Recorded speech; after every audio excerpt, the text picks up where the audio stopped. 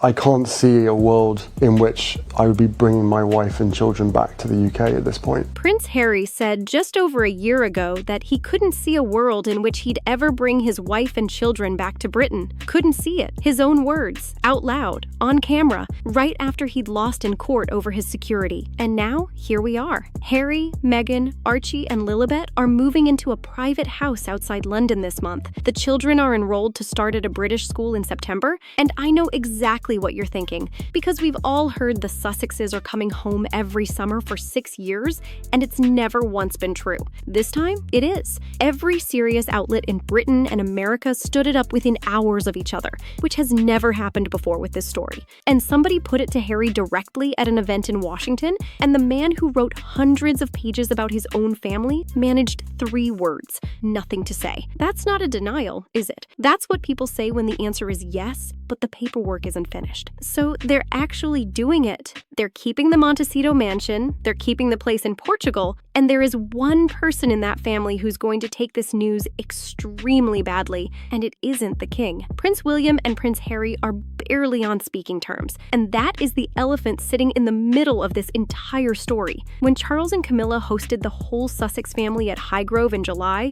and the king saw his grandchildren for the first time in about 4 years, guess who wasn't there? William and Catherine. Not busy, not away, just not there. 2 hours down the road, and they couldn't manage it. One insider told News Nation that William has no interest at all in speaking to his brother, and a former BBC royal correspondent said this move would leave him apoplectic. And honestly, I understand him. Harry has made peace with his father in small, careful steps over 2 years. Tea at Clarence House, a private family day, nothing public, nothing performative. But William is the one who's going to be king, and he's the one who has to live with a brother 40 minutes down the road who has already published everything once. That's not a grudge. That's a man doing risk assessment on his own family. And here's what makes it awkward. Harry's numbers in Britain have actually been climbing, up 6 points in a year. So the country is warming up faster than his brother is. King Charles was told about all of this on August 16th, which is 3 days before the rest of us found out. And the palace response tells you everything. A source said the king welcomes the chance to see more of the Sussex family in a private and personal capacity. Private and personal. Listen to that again, because those 4 words are doing an enormous amount of work.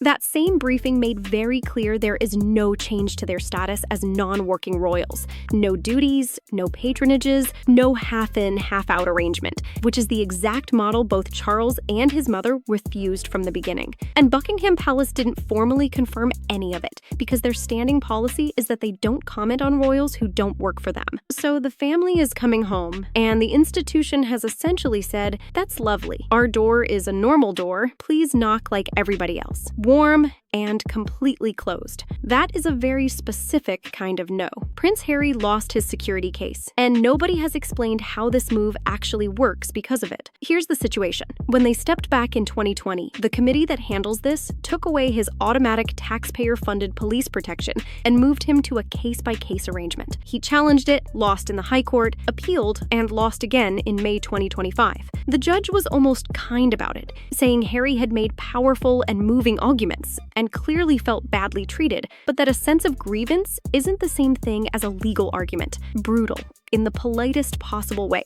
Only a British judge could turn somebody down that gently and still turn them down completely. And here's the bit everyone's getting wrong online. The line drawn was working royal versus non-working royal, not living here versus living there. So moving to London does not automatically hand him his officers back. The Home Office says it never discusses these arrangements. Everyone claiming he secretly won this is guessing. And remember, this is the exact problem he said in 2025 made bringing his family over impossible. Something changed, or somebody's writing very expensive checks. Meghan Markle's American business empire has been quietly falling apart, and I don't think it's a coincidence that this move is happening now. The famous Netflix deal, the one everybody called $100 million, was apparently closer to 60. It wasn't renewed. What replaced it was a first-look arrangement that reporting describes as worth less to them, which the trades called a downgrade, and Netflix's own boss described as a passive model. Then her cooking show came out, and season 2 landed at somewhere around the 1,224th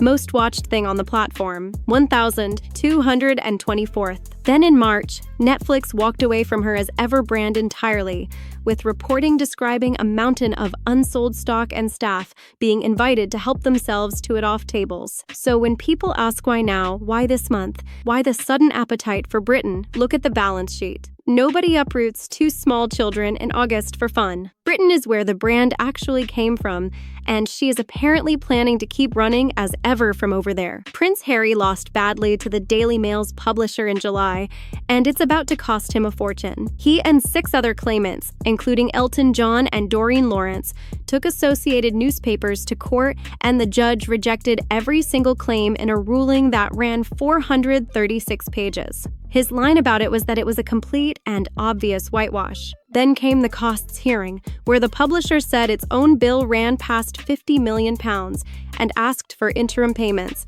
with roughly $34.5 million in dispute. Now, to be fair, he's won before. He beat Mirror Group, and The Sun's publisher settled with him with a full apology and a payout reported in 8 figures. But the arithmetic on the last one is genuinely alarming, and he's now choosing to move back into the exact country whose press he's been suing for a decade. Bold, possibly reckless. Definitely the most interesting decision he's made in years. Archie and Lilibet are the reason to believe this one is real. Archie is 7 now, Lilibet is 5, and both are enrolled to start at a British school next month. That's the detail that separates this from every fake return story we've had since 2020, because school enrollment is a real thing with a real date that either happens or doesn't. You can brief the newspaper about vague plans. You cannot fake a child turning up in a classroom in September. Both of them are technically a prince and a princess, by the way, automatically, from the moment their grandfather became king, and they're 6th and 7th in line. They don't use the styles day to day, and there's been quiet speculation for years that William might strip those titles when his turn comes,